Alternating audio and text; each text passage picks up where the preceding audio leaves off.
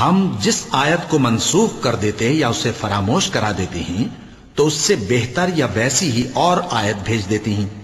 کیا تم نہیں جانتے کہ اللہ ہر بات پر قادر ہے؟ کیا تمہیں معلوم نہیں کہ آسمانوں اور زمین کی سلطنت اللہ ہی کی ہے اور اللہ کے سوا تمہارا کوئی دوست اور مددگار نہیں؟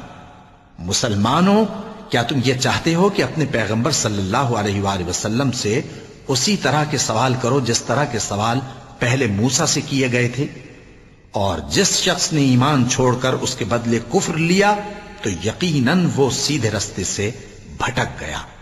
بہت سے اہل کتاب اپنے دل کی جلن سے یہ چاہتے ہیں کہ ایمان لا چکنے کے بعد تم کو پھر کافر بنا دیں، حالانکہ ان پر حق ظاہر ہو چکا ہے۔ تو تم معاف کر دو اور درگزر کرو یہاں تک کہ اللہ اپنا دوسرا حکم بھیجے۔ بے شک اللہ ہر بات پر قادر ہے۔ اور نماز ادا کرتے رہو اور زکوٰۃ دیتے رہو، اور جو بھلائی اپنے لیے آگے بھیج رکھو گے اس کو اللہ کے ہاں پالو گے۔ کچھ شک نہیں کہ اللہ تمہارے سب کاموں کو دیکھ رہا ہے۔